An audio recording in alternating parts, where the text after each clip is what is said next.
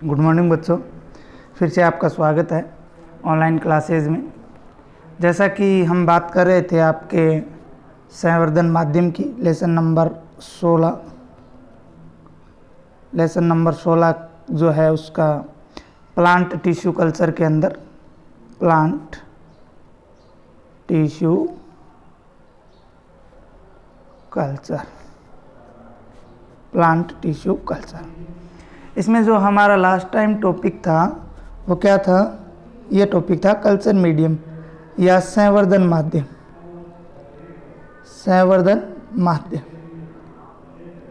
या culture medium बोल सकते हो। क्या बोल सकते हो? कल्चर मीडियम बोल सकते हो।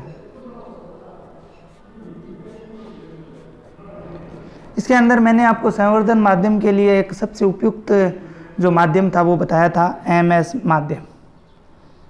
माध्यम की बात की थी, जिसका पूरा नाम था मुरासिगे और स्कूग माध्यम, जो 1962 में मुरासिगे और स्कूग द्वारा प्रतिपादित किया गया था। इसके बाद हम बात कर रहे थे, जो लास्ट टाइम टॉपिक था सूक्ष्म प्रवर्धन। क्या टॉपिक था हमारा? सूक्ष्म प्रवर्धन। और सूक्ष्म प्रवर्धन के पीछे हम परिभाषा पढ़ के आए हुए हैं, उत्तक संवर्धन विधि से पादप जनन करना। क्या करना? उत्तक संवर्धन विधि से उत्तक संवर्धन विधि से पादप जनन क्या कहलाता है? सूक्ष्म प्रवर्धन कहलाता है। क्या कहलाता है? सूक्ष्म प्रवर्धन कहलाता है। उत्तक संवर्धन अर्थात टिश्यू कल्चर द्वारा हम पादप जनन जो करते हैं उसे सूक्ष्म प्रवर्धन कहा जाता है। सूक्ष्म प्रवर्धन कहा जाता है। ओके। इसके बाद सूक्ष्म प्रवर्धन उत्तक जो था, उत्तक संवर्धन द्वारा करता उत्तक के चयन से लेकर पूर्ण पादप विकसित करने तक जो चरण थे उनकी हम बात कर रहे हैं। तो सबसे पहला जो चरण है वो है शून्य चरण। 1 नंबर पे कौन सा चरण बात करेंगे हम? शून्य चरण की बात जो है वो करने वाले हैं। कौन से चरण की बात करने वाले हैं? शून्य चरण की बात जो है वो करने वाले हैं। शून्य चरण के अंदर दो चरण आते हैं। शून्य चरण को कितने भागों में विभाजित किया गया है? 2 भागों में विभाजित किया गया है। 2 भागों में विभाजित किया गया है। कितने भागों में विभाजित किया गया है? 2 भागों में विभाजित किया गया है। एक है कर्तोत्कों का चयन एवं पूर्व उपचार। 1 नंबर क्या है? 1 नंबर की बात करते हैं तो वो है कर्तोत्कों का चयन एवं पूर्व उपचार। कर्तोत्तक क्या थे? जिस पादप अंग को हमने लिया है उसे एक्सप्लांट या कर्तोत्तक कहा था। तो सबसे पहला हमारा यही रहेगा कि कर्तोत्तकों का चयन एवं पूर्व उपचार हम लोग जो है वो पढ़ेंगे। दूसरा जो हमारा रहेगा वो रहेगा कर्तोत्तकों का स्थायी निर्जीवीकरण। दूसरा क्या रहेगा? कर्तोत्तकों का स्थायी निर्जीवीकरण। लेकिन हम पहले पढ़ेंगे कर्तोत्तकों का चयन एवं पूर्व उपचार। तो देखिए प्यारे बच्चों, किस प्रकार से चयन जो है वो किया जाता है। कर्तोत्तक का चयन आपको पता है प्रायोगिक आवश्यकताओं उद्देश्यों को ध्यान में रखकर किया जाता है। पहली बात क्या है? अगर हम कर्तोत्तक का जो चयन करते हैं, सिलेक्शन ऑफ एक्सप्लांट, ठीक है ना, चयन करते हैं तो वो प्रायोगिक आवश्यकताओं एवं उद्देश्यों को ध्यान में रखकर किया जाता है। प्रायोगिक आवश्यकताओं एवं उद्देश्यों को क्या किया जाता है? ध्यान में रखकर किया जाता है। इसके बाद विभिन्न उद्देश्य हेतु आवश्यक कर्तोत्तक जो हैं उनको हम बात करेंगे। आवश्यक कर्तोत्तक कौन कौन से हैं उनकी हम बात करेंगे। कौन कौन से हैं? देखो, आवश्यक कर्तोत्तक।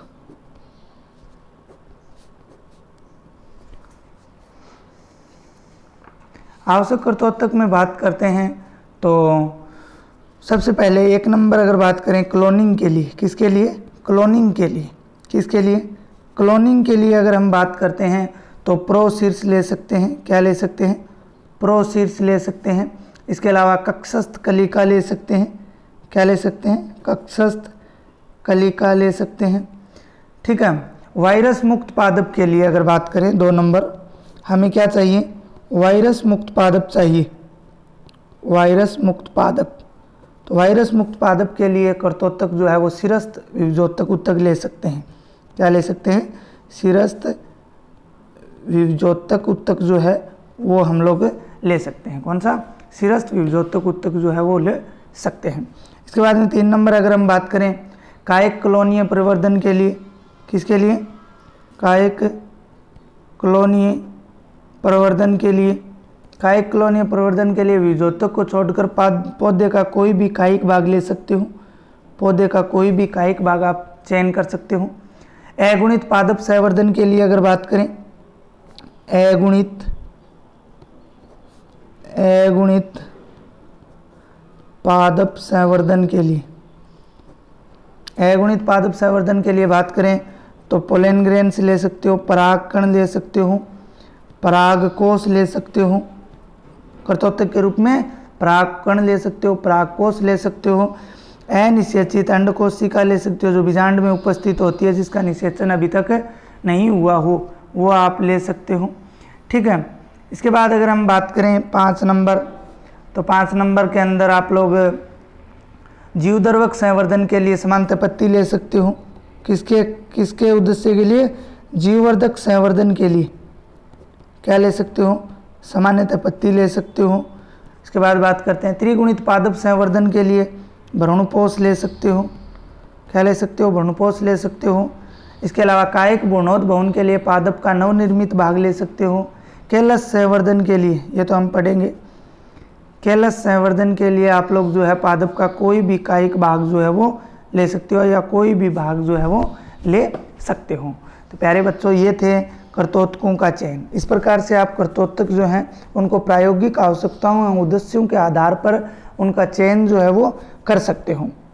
चयनित कर्तोत्तकों को स्थायी निर्जमीकरण से पहले, भाई दूसरा टॉपिक मैंने आपको क्या बताया है, जो कर्तोत्तक है उनका स्थायी निर्जमीकरण करेंगे, लेकिन स्थायी निर्जमीकरण से पहले, किससे पहले, स्थायी निर्जमीकरण से पहले, स्थायी निर्जमीकरण से पहले अगर बात करें तो नल के नीचे बहते हुए जल में, भाई एक नल है, टूंटी बोला आपा, नल के नीचे बहते हुए जल के अंदर उसे ट्विन टवंटी की सहायता से प्रक्षालित कर लेना चाहिए। किसकी सहायता से, ट्विन टवंटी, भाई सीधी सी बात है, उनको अच्छी तरह से धो लेना चाहिए। ट्विन टवंटी की सहायता से क्या कर लेना चाहिए, प्रक्षालित कर लेना चाहिए।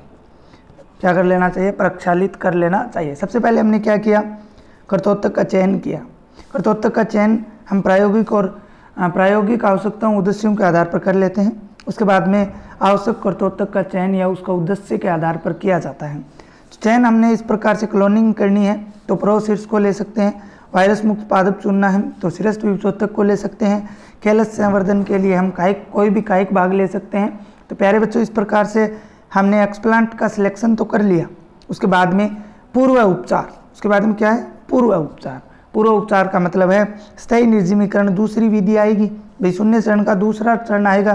तो स्थायी निर्जमीकरण से पहले हम जो पादप का भाग लेते हैं उस भाग को बहते हुए नल के नीचे ट्विन टवंटी प्रक्षालित कर लेते हैं, जिससे उनकी सतह पर उपस्थित मिट्टी, कण एवं सूक्ष्म को हटाया जा सकता है।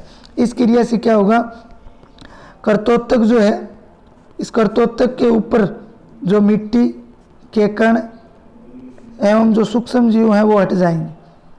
सूक्ष्म जीव जो हैं वो क्या हो जाएंगे, हट जाएंगे। इसके ऊपर उपस्थित सूक्ष्म जीव जो है वो क्या हो जाएंगे, हट जाएंगे। ये प्रक्रिया कर्तोत्तक का पूर्व उपचार कहलाती है। इसे क्या बोलते हैं, पूर्व उपचार बोला जाता है। समझ गए ना बात है। ट्विन टवंटी की सहायता से इनको साफ कर लिया जाता है, इसे क्या कहा जाता है, पूर्व उपचार कहा जाता है। इसके बाद में बच्चों 2 नंबर की जो हम बात कर रहे हैं वो है आपके कर्तोत्तकों का स्थायी निर्जमीकरण। 2 नंबर क्या है, कर्तोत्तक का स्थायी निर्जमीकरण। 2 नंबर,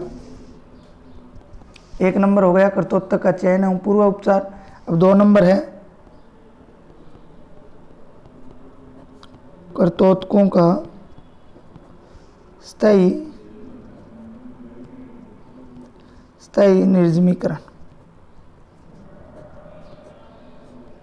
का स्थायी निर्जमीकरण।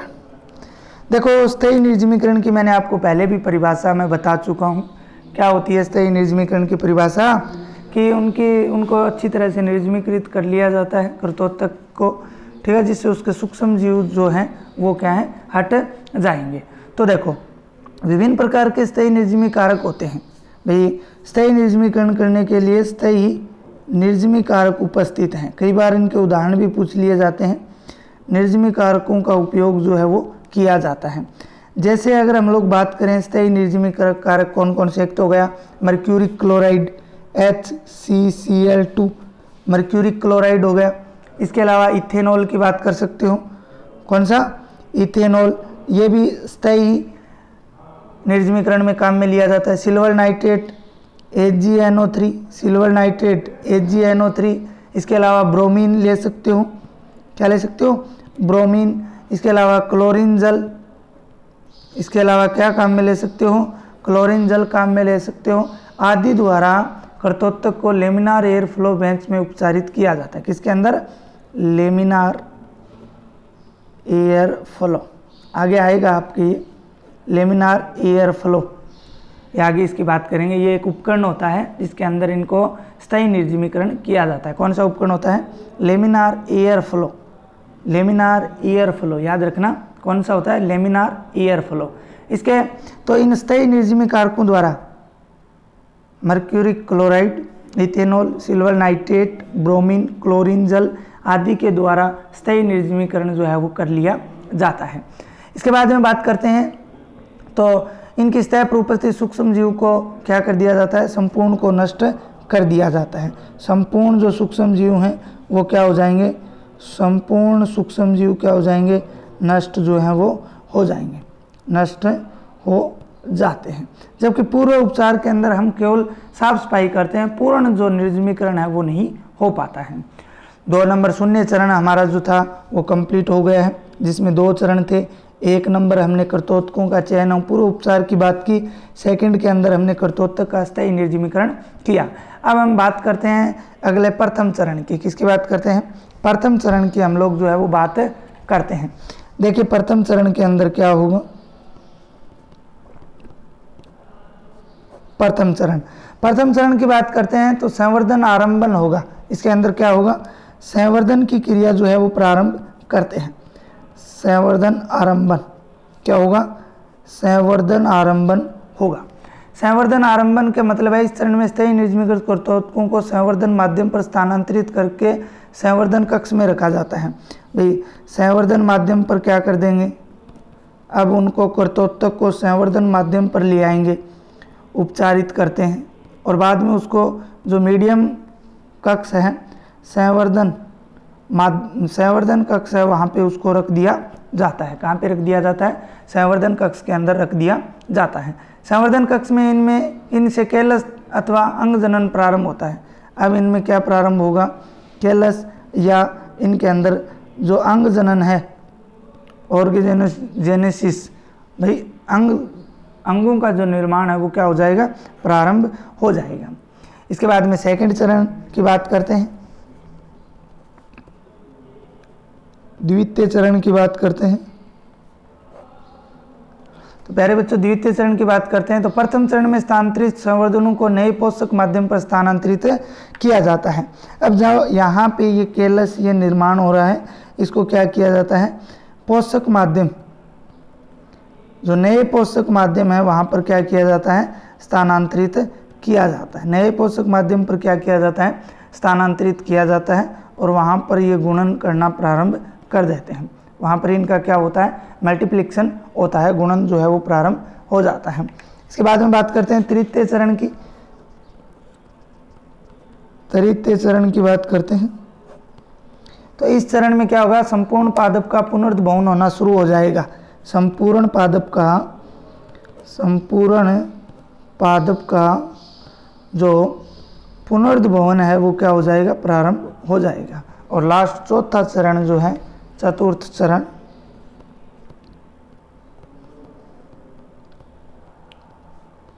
चतुर्थ चरण जो है उसमें उत्तक संवर्धन द्वारा विकसित पादपों का दृढ़ीकरण, जो विकसित पादप है